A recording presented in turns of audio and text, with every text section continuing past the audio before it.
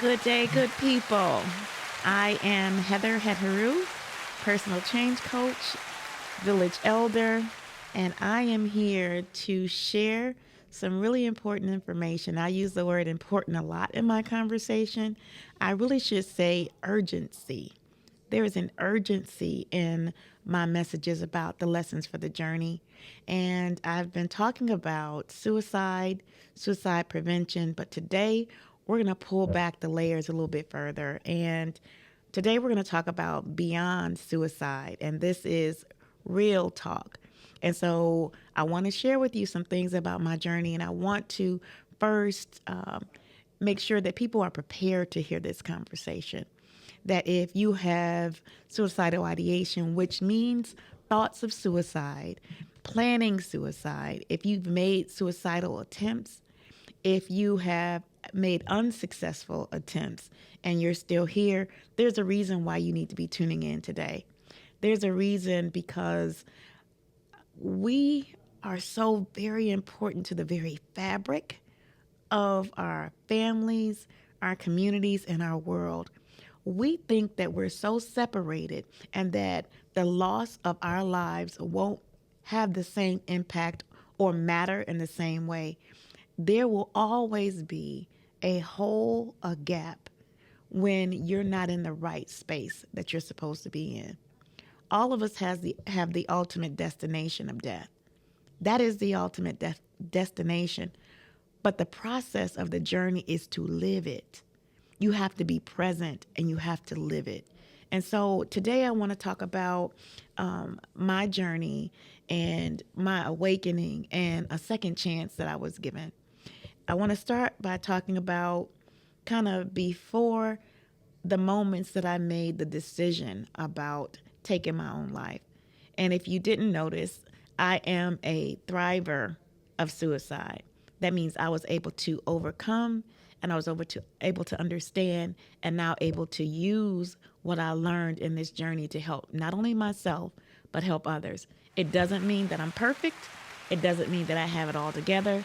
It doesn't mean that I have all the answers, but I do have some answers in a way that people need to hear it. So I am opening up my book. I'm opening up my journey to you so that you can take some glimpse into what was in my mind during those moments when I decided that I've had enough and that the pain that I was experiencing was too much to bear. And so one of my first thoughts as I was thinking about what I would do and what I would do to end my life. And one of the thoughts that kept running through my mind was don't be messy. Don't be messy. Don't be messy. And knowing that my family would likely be the people who would find me and find a dead body of somebody that they love, that they care about, that they would not have any understanding of my why, that they would have no, it would be such a travesty and tragedy to my family because of who I am in my family, who I am in my friendships, who I am in my community.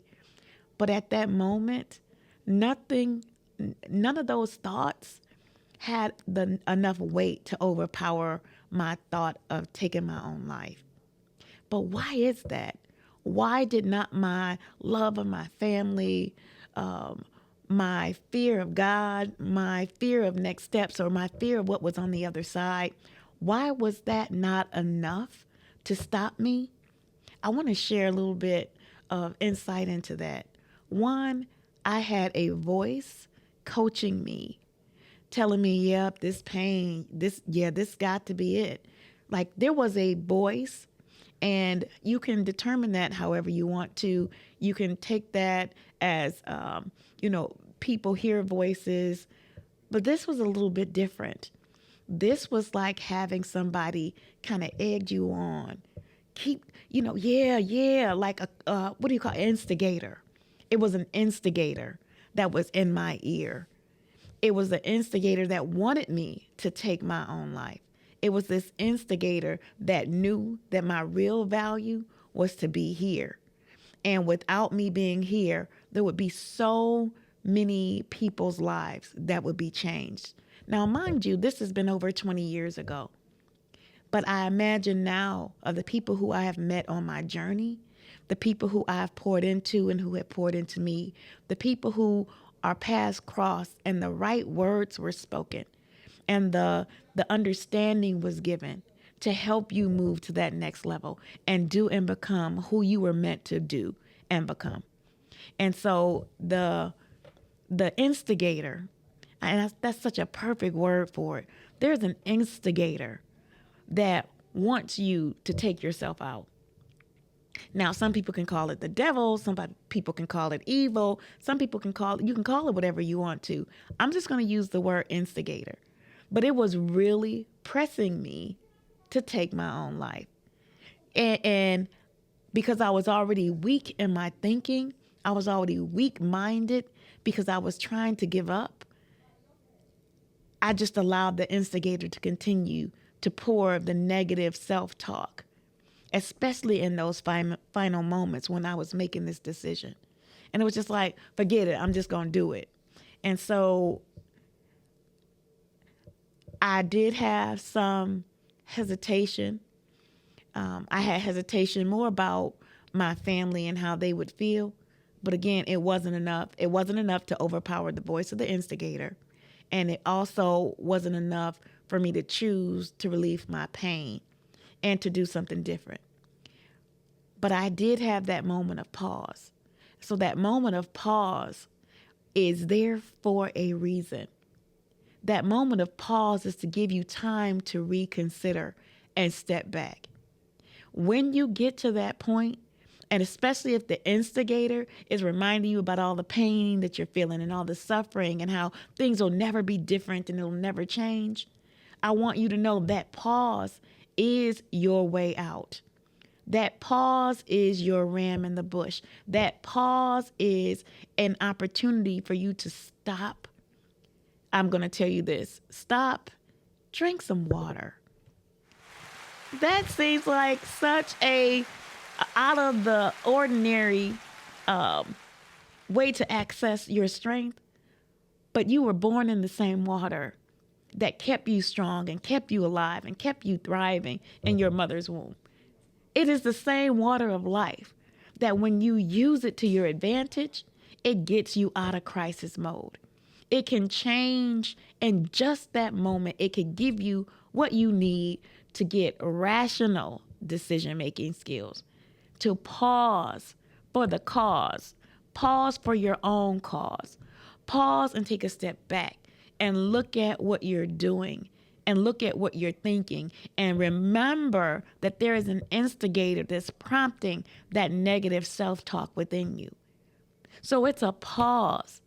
It's a pause for you to wait, to think, to get up and out of whatever circumstance you're in. If you're in a room by yourself, if you're looking at however you're thinking about your own demise, pause, step up, stand up, get out of that environment. Get out of the car, get out of the bathroom, get out of the bathtub, get out of the garage, get out of isolation and make a better decision outside of the space that you're in. Because what I experienced was my space started to close in on me. There was no other space except for the few feet that was around me. I don't want you to take that. I want you to take advantage of the pause. I want you to stand up and get out of your own way. Get out of your own way. I did not do that. I listened to the instigator. I listened to my self-talk, and I made a terrible decision, one that I cannot take back. I will and for always will be that thriver who took her own life.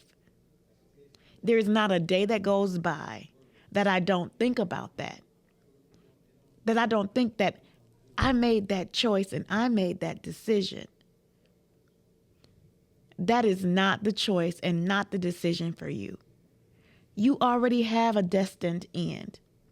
You do not have to rush that end. There's still more work for you to do. And I'm here to share with you that there is, and I am the proof that there is. I'm a messenger that came back with information to help you navigate this process.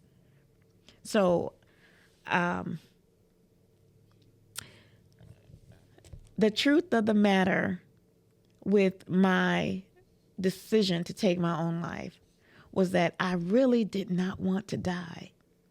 I didn't want to die. I wanted the pain to stop. I also allowed the instigator to tell me that the only way out was to take my own life. And I'm not sure if one of my favorite movies is called It's a Wonderful Life. It's an old black and white movie. But one of the reasons that became one of my favorite movies after this journey, after that point in my life, was that it shows a message to us in that movie, because he was taking his own life. His plan was to die by suicide, and he had someone intervene and stop him from doing it. So I want to be that intervention for you today. I want to be one of those voices that you have in your mind, in your head, that help you to intervene, to understand that without you here, other people will continue to suffer in ways that you could not even imagine. Even though this is not about other people, but honestly, it is about other people. It's about your place in this world and recognizing that you actually have one. So in the movie, the character played by Jimmy Stewart, or James Stewart, was about to jump off a bridge. And then an angel that was sent to help him to reconsider this choice that he was making, because he felt like he was at the end of his rope. He felt like he was going to jail. He felt like he had let his family down. He felt like there was no way out, and he was desperate and he was in a crisis.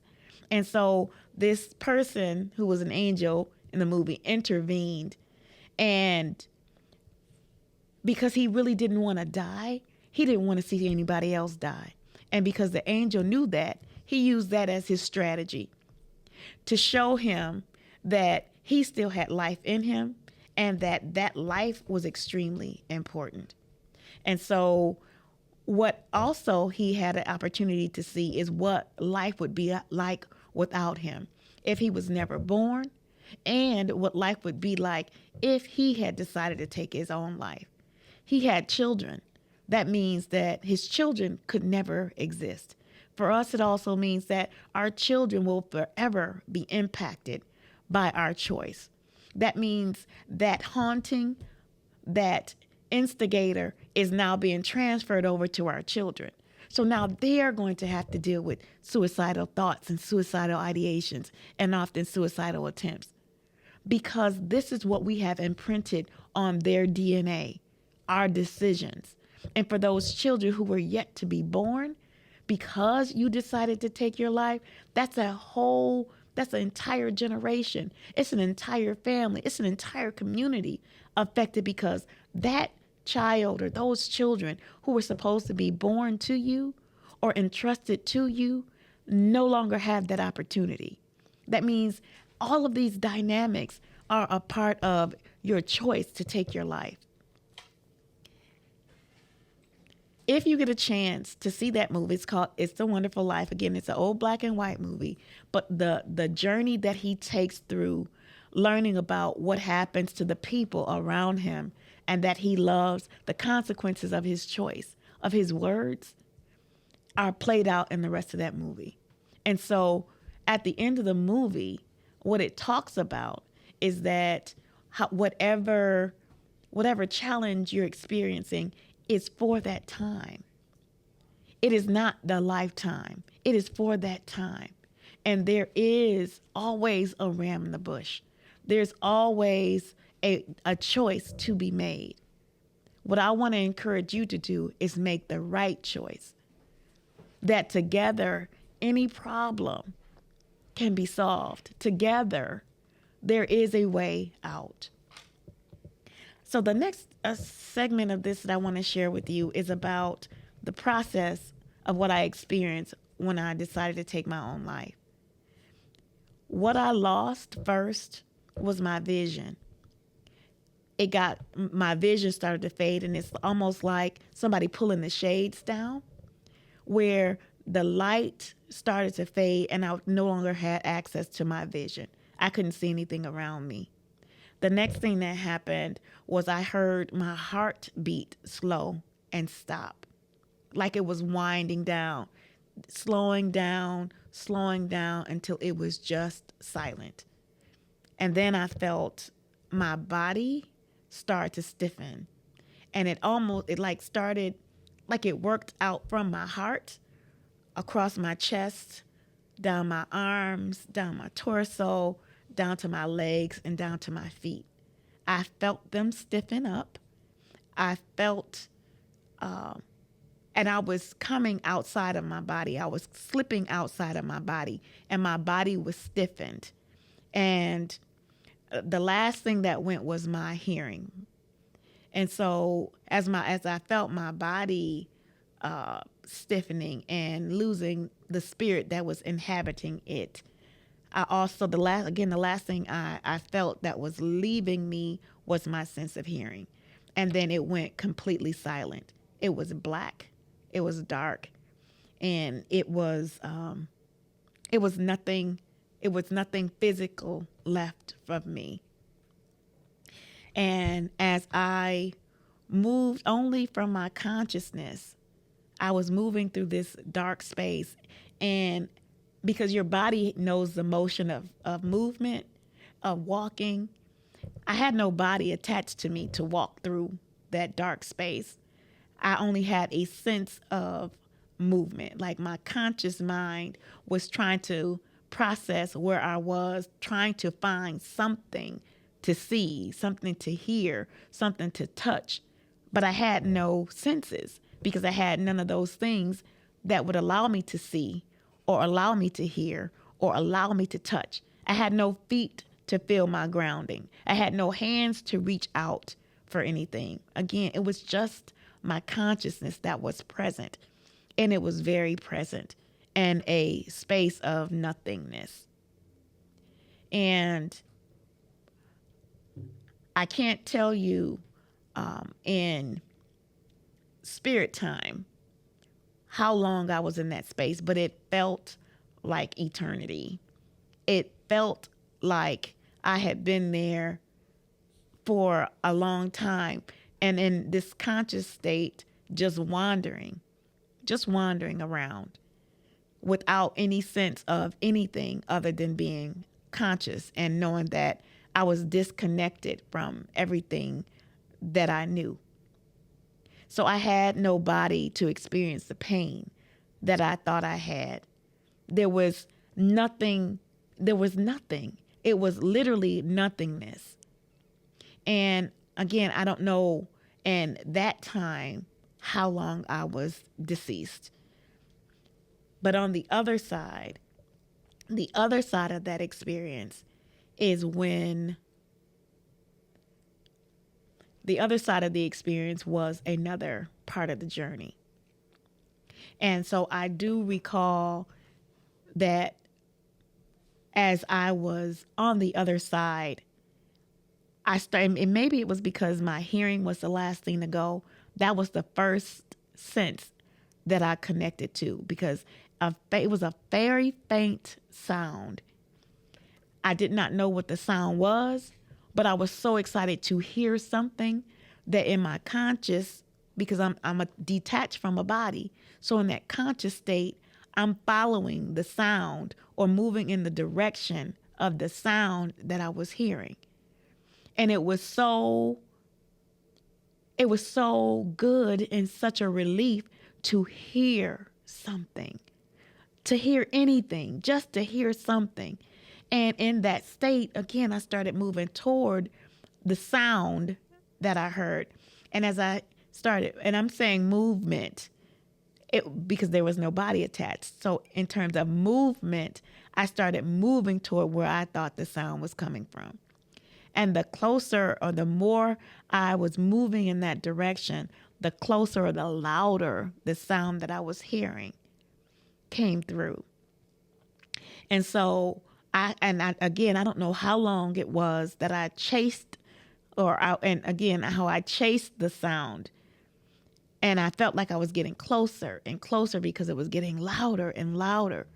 And then as I continued to follow that sound, I started to see just a faint amount of light. Just a faint amount of light, like if somebody poked a hole in a shade in a dark room. And so I started moving. Now I was excited. I was relieved. I was being drawn to that, to now the sound, and then the faint light that I was able to see. And then as I started to move closer to it, the light started to widen. And as that light started to widen and broaden, and again, I can't tell you how long. And that time, I'm calling it spirit time because on the other side, there was no time. There was no the clock time that we agreed to on this side of living. So I recall as that light started to get wider, I started to feel something. I started to, like, it was like somebody filling in my body with, the only thing the example that I can give to you is it started to fill in my body. It was like being filled in with water. And I felt it in my feet. I felt it in my legs. I felt it in my body. And so as I was moving through, it's like it got very, very heavy. So I realized that I was being pulled back into my body.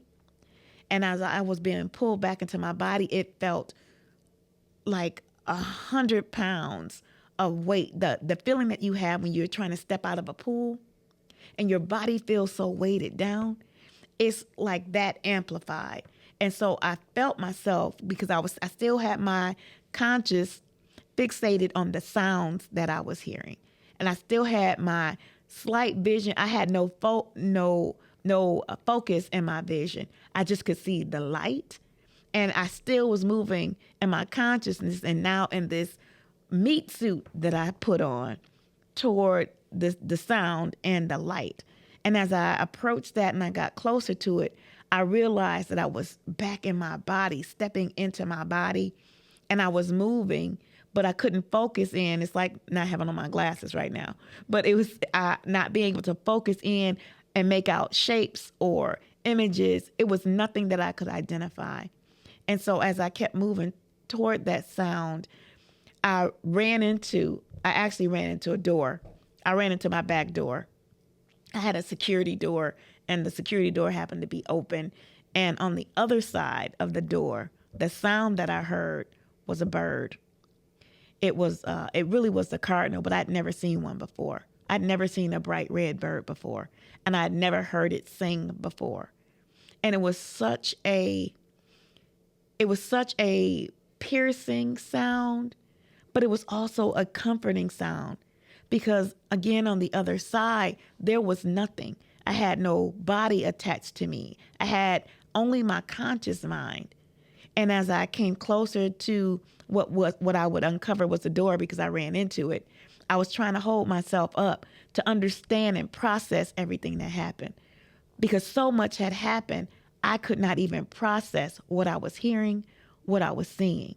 And so it took some time, and this must have been over, it had to be over a period of some hours that I started to be able to hold myself up, because my body literally had atrophied. And so when I ran into the door, I fell. And so I was laying on the floor trying to hold on to this metal door, this metal security door. And the bird never stopped singing.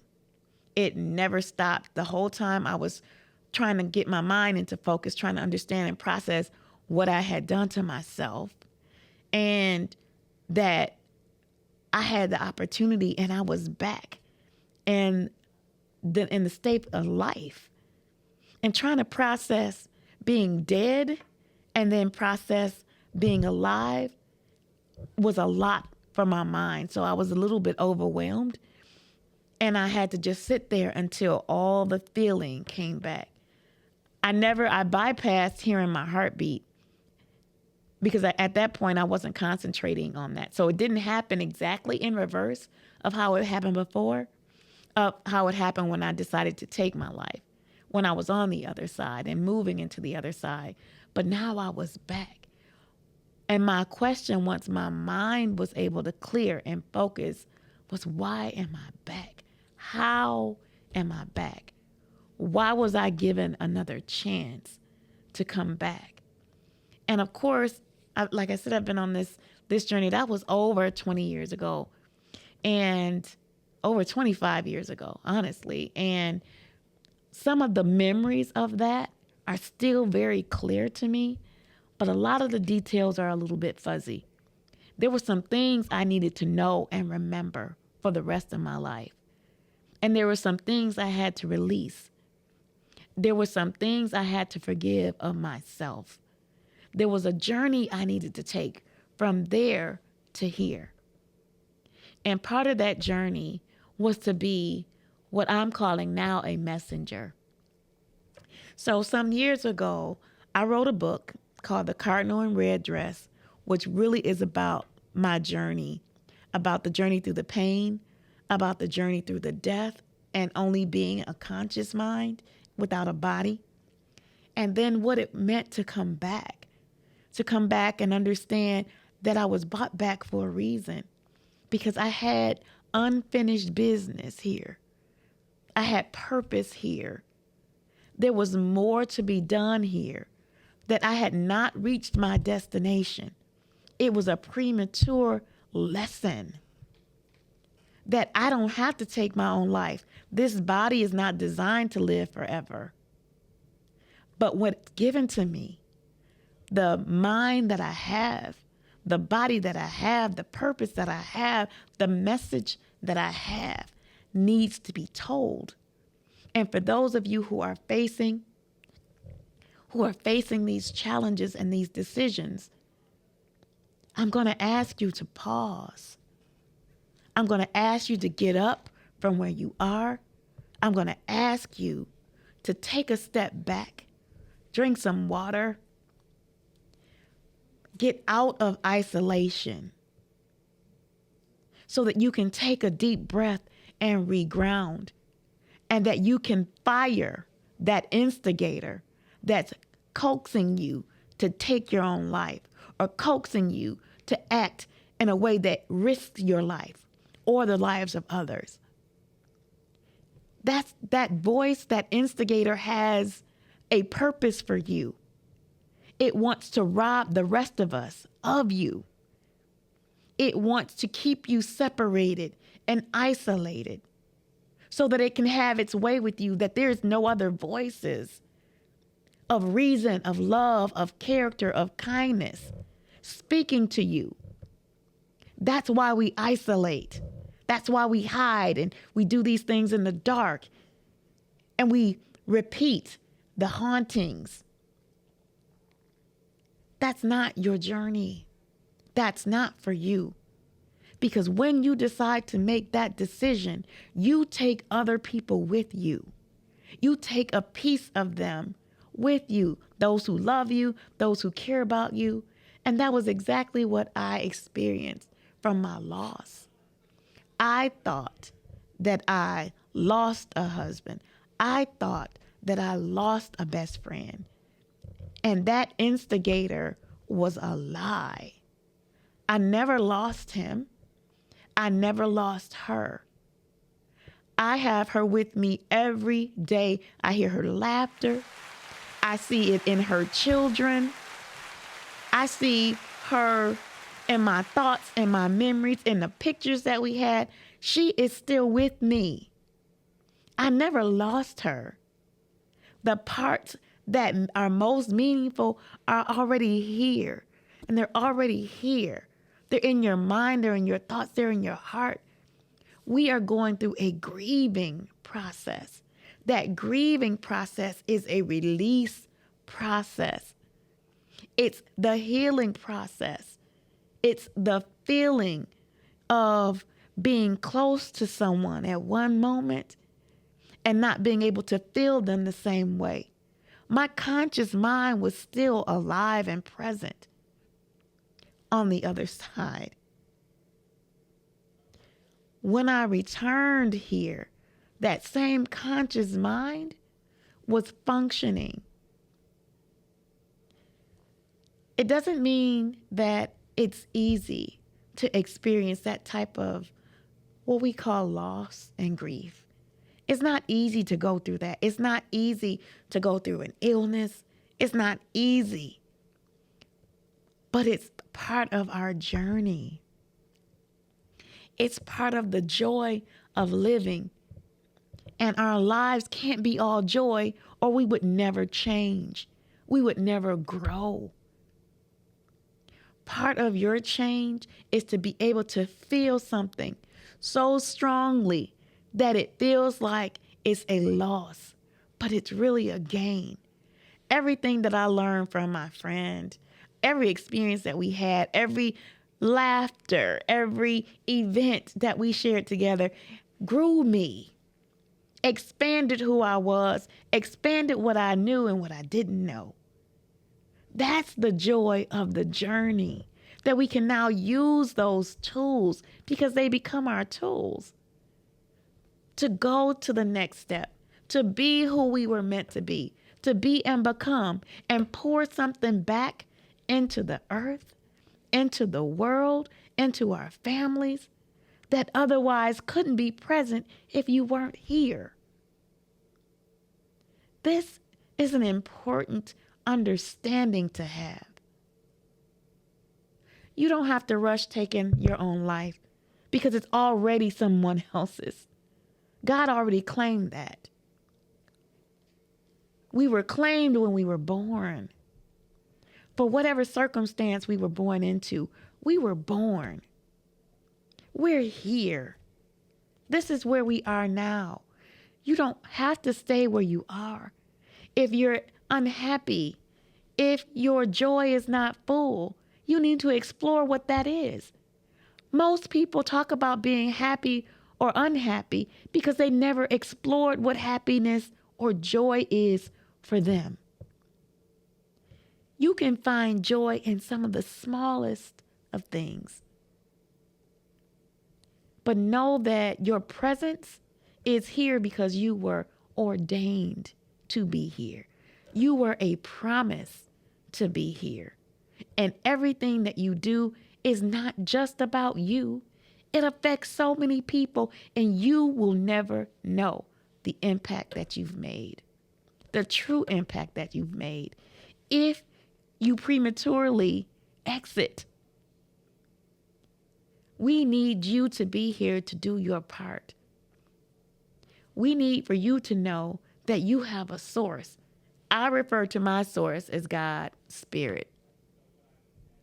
And of course, whatever names that you need in those crisis situations, you call on that name. I want you to know there's another way. I want you to know there's another way. To separate the pain from the choice. Separate your pain from the choice. Because if you're given tomorrow, then you have a new opportunity to make a new decision.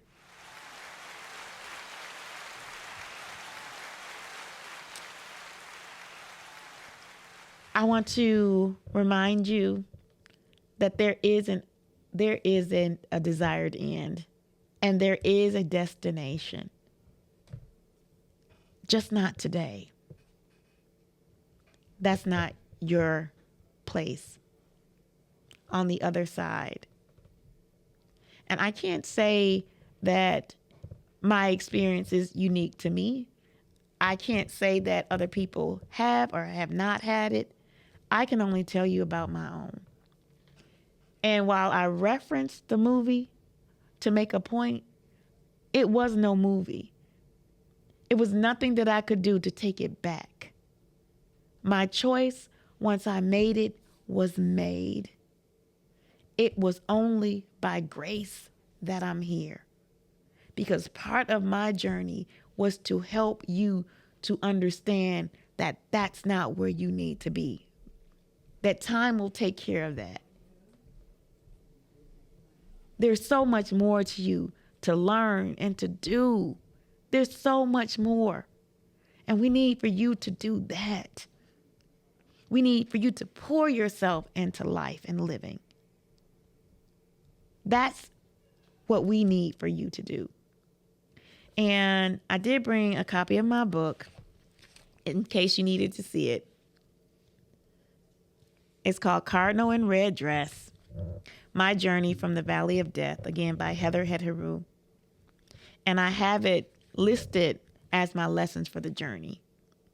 So it goes into a lot more detail, but what I want you to focus on is that you don't have to make that choice.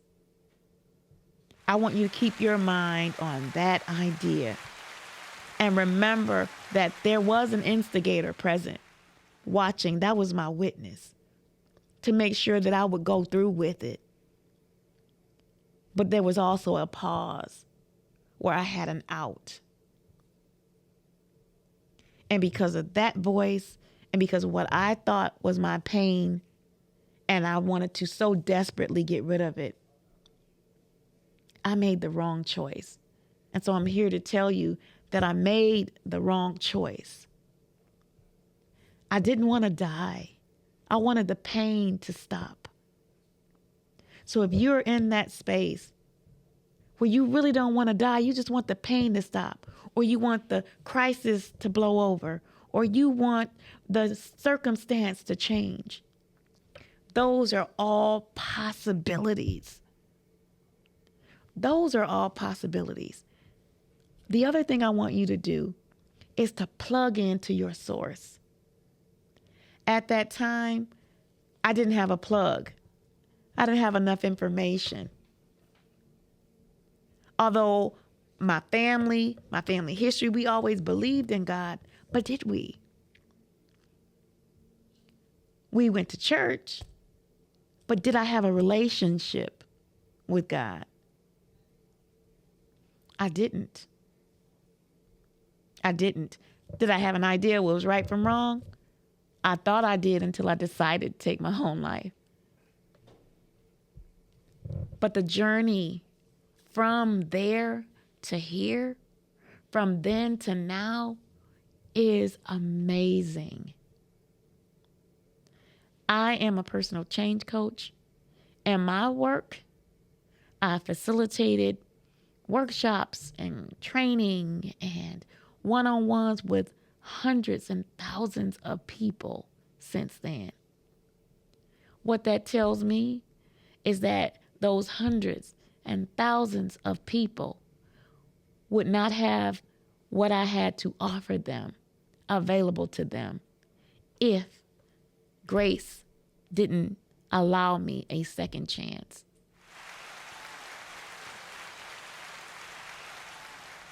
Your second chance should be on this side, not on the other side, because everybody clearly doesn't get that second chance. I needed my life to be different on this side. I started to seek out my purpose. I started to look for and find the things that brought me joy. And it started real simple with the cardinal. I needed to understand what this bird that brought me from this side back to this side, why was it so important? Why was it so significant? This red bird, it's a bird. But that bird, for me and for hundreds of people that I know, have the same message from those we love from the other side to this one. To remember that I love you from the other side. To remember that you're important. To remember that God is real and present. Is such a beautiful, majestic bird. If you've seen them, if you've heard them, if you had an experience with a cardinal, and you also had a loss, it makes you feel amazing to see one, because you know that that's a confirmation that your loved one is still with you, is still present, still loves you, and you still love them. It's a symbol. It's a symbol of peace. It's a symbol to remember that you are important. Whatever tools work for you, blessings. This happened to be one for me. It was part of my journey to find out more and to learn more. But in doing that, I learned who I was and who I want to be. That it's a journey to find who Heather Head Heroux is. It's a journey to unfold as I have new information and I apply that information and I'm transformed by that information and I share that information. Because my lesson is your lesson. My journey, well, our paths cross, is our journey. We have work to do. We have a good work to do. We have been entrusted with children. We have been entrusted with our purpose. We have been entrusted to do better than we have ever done before. And that collectively, we have everything we need to have the experience of the world we want to have. My work is done when those things are in place. My work is done when my journey is complete, not before that. And I receive that. When I leave, I want to leave with my consciousness, knowing that I did all that I was meant to do, and I gave all that I had to give.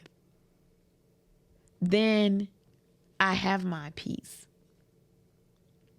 So, I am Heather Head Heroux, personal change coach, village elder, and I hope that my journey becomes a part of yours. I hope that my lessons become a part of yours, and that from this day forward, you have the understanding, you have the tools, you have the knowledge to make a new decision, to recognize how important you truly are.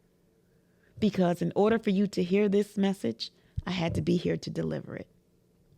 So I want to thank you for listening, and I want you to come back to listen to our next episode, because I want to also have other people share their stories and their journey. So I'm looking forward to seeing you, speaking with you. You can always visit my website at yourinspiredjourney.com. That's inspired with a D. And you can reach out to me at 313-759-7855. And you can also follow me on Instagram, which you'll get most of my lessons for the journey. But looking forward to connecting with you and making sure that you have all that you need to have an excellent journey. Blessings.